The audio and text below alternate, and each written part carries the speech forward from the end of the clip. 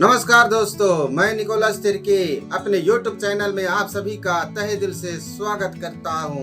तो दोस्तों, आप लोग बेसब्री से इंतजार कर रहे थे होंगे कि कब हमारा यह भाई बाइबल के सवाल भाग नंबर 10 का उत्तर लेकर आएंगे। तो दोस्तों, मैं बाइबल के सवाल भाग नंबर 10 के जितने भी 11 सवाल थे, उन सभी 11 सवालों का उत्तर लेकर आप लोगों के सम्मुख आ चुका हूँ। तो आइए दोस्तों, आज की हम उत्तर की जांच शुरू करते हैं। तो दोस्तों, पहला सवाल था, पिता ईश्वर ने सर्वप्रथम किसका चढ़ावा स्वीकार किया? और दोस्तों, इसका सही उत्तर है हबील का। प्यारे दोस्तों, आदम और हेवा के पहले जो दो बेटे थे, हबील और कैन। कैन क्या करता था? खेती बाड़ी किया करता था और हबील भेड़ बकरियों को चराया करता था। तब ये दोनों बेटे अपने मम्मी पापा यानी कि आदम और हेवा से बातें की कि हम ईश्वर के लिए चढ़ावा चढ़ाना चाहते हैं, और आदम ने उनकी मंजूरी दिया। तब कैन ने क्या किया? अपने खेतों में जाकर कमजोर, बीमार, सूखी हुई अनाज को लाकर भेड़ चढ़ाया, जबकि हबील ने मोटे ताजे भेड़ को परमेश्वर के लिए भेड़ चढ़ाया।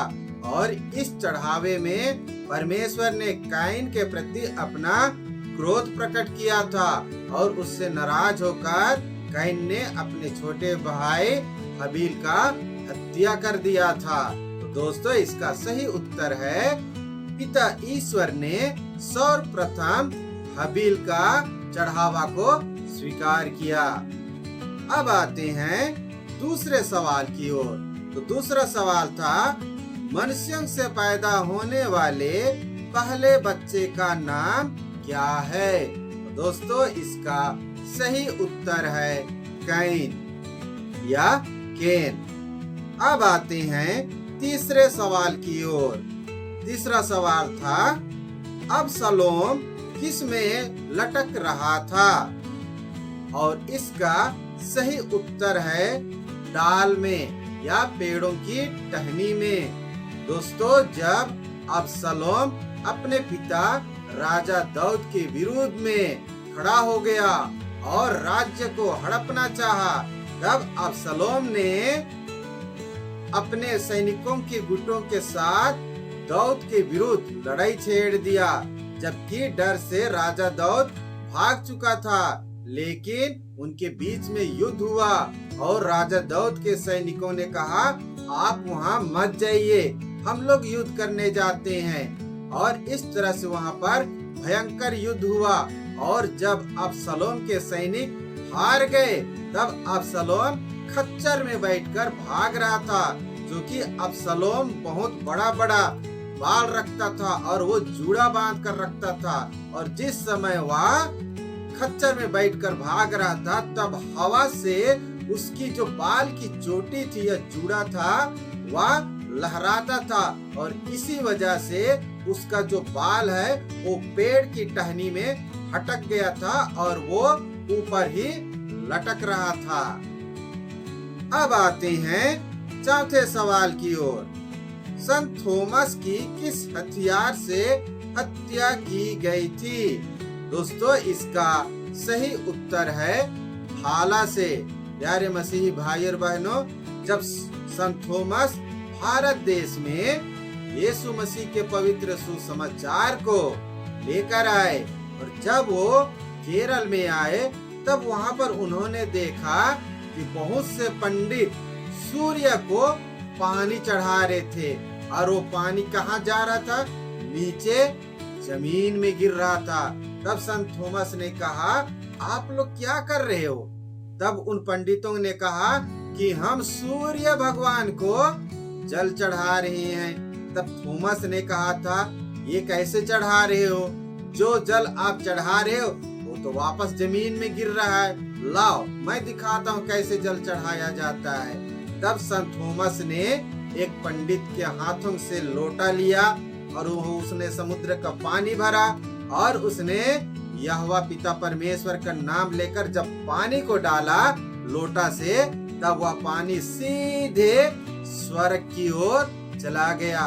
और दोस्तों उसी समय से इन सारे पंडित लोग संत थॉमस के विरोध में भुनभुनाने लगे, षड्यंत्र रचने लगे और काफी दिनों के बाद अंततः उन्होंने भाला मारकर संत थॉमस की हत्या कर दिया। अब आते हैं 5वें सवाल की ओर। तो दोस्तों 5वां सवाल था, सांप को किस तरह से श्रापित किया गया? आप सभी लोग जानते हैं दोस्तों, मैंने इसका कोई उत्तर आप लोगों के सम्मुख नहीं रखा था। तो दोस्तों सांप को पिता ईश्वर ने कहा था, चूंकि तूने ये काम किया है इसलिए तू जीवन भर मिट्टी खाएगा, हवा चखेगा और तू पेट के बल चलेगा। तू नारी की एड़ी का डसेगी और वह तेरा सर कुचल डालेगी। इस तरह से पिता ईश्वर ने सांप को श्राप दिया था। अब आते हैं 6वें सवाल की ओर। और 6वां सवाल यह था, स्वर्ग से गिरने वाली रोटी का नाम क्या है? और दोस्तों इसका सही उत्तर है मन्ना। दोस्तों जब इस्राएली प्रजा मरुभूमि में 40 वर्ष तक भटक रहे थे, तब वे भूखे थे और वो मूसा नबी के विरुद्ध भुनभुना रहे थे। तब मूसा ने पिता ईश्वर से प्रार्थना किया और पिता ईश्वर ने उनकी प्रार्थना को सुनकर उनके लिए रोटी के रूप में मन्ना गिराया था। अब आते हैं 7वें सवाल की ओर।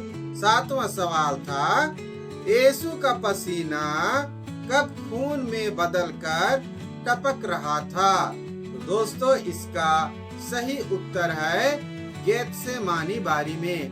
दोस्तों जब यीशु गिरफ्तार किए जाने से ठीक पहले अपने प्रभु भोज के बाद अपनी आदत के अनुसार गेत्सेमानी बारी में प्रार्थना करने गए थे, उस समय यीशु बहुत ही उदास थे और अत्यधिक व्याकुल होकर वो घुटना टेक कर प्रार्थना कर रहे थे। उस समय उनका पसीना खून के रूप में जमीन पर टपक रहा था। अब आते हैं 8वें सवाल की ओर। और 8वां सवाल यह था, यीशु ने जागते हुए चेलों को कितने बार सोने को कहा? दोस्तों इसका सही उत्तर है गलत। दरअसल ये सवाल ही गलत पूछा गया है। दोस्तों इसका जो सवाल है वो सही इस तरह से होगा, यीशु ने सोते हुए चेलों को कितने बार जगाया था? यह सही सवाल है। अब आते हैं 9वें सवाल की ओर। 9वां सवाल था, किसने यीशु का क्रूस ढोया? और इसका सही उत्तर है सिरिनी सिमोन ने यीशु मसीह के क्रूस को ढोने में मदद किया था। जब यीशु को कलवारी पहाड़ पर चढ़ाने के लिए लेकर जा रहे थे, तभी रास्ते में सिरिनी सिमोन की यीशु के साथ भेंट हो जाती है और उसी समय सैनिकों ने सिरिनी सिमोन को यीशु का क्रूस ढोने का मदद करने के लिए कहते हैं, क्योंकि यीशु क्रूस ढोते ढोते अत्यंत ही कमजोर हो गए थे और सैनिकों को यह डर सता रहा था कि यीशु कहीं रास्ते में ही ना मर जाए। इसलिए दोस्तों यीशु का जो क्रूस ढोने में मदद किया उसका नाम है सिरिनी सिमोन। अब आते हैं 10वें सवाल की ओर। 10वां सवाल यह था, यीशु के पीछे पीछे कौन गया? दोस्तों यह सवाल उस घटना के बारे में पूछा गया है जब यीशु को गिरफ्तार करके महायाजकों के पास ले जाया जा रहा था।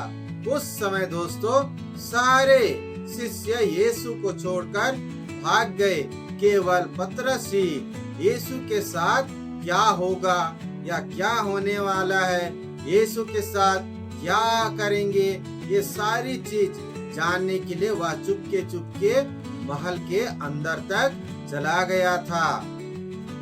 अब आते हैं 11वें सवाल की ओर। तो 11वां सवाल यह था, यीशु ने पतरस को क्या कहकर संबोधित किया था। दोस्तों, इसका 2 उत्तर है।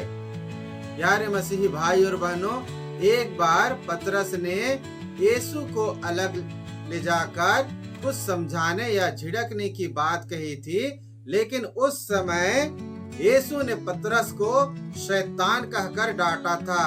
लेकिन वास्तव में यीशु ने पतरस को कलीसिया में टिकाने के लिए चट्टान कहकर संबोधित किया था। तो दोस्तों, ये है बाइबल के सवाल भाग नंबर 10 का उत्तर। मैं उम्मीद करता हूँ दोस्तों, आप सभी को इनका सही उत्तर मिल चुका है। तब तक के लिए आप सबों को जय यीशु, जय मसीह की।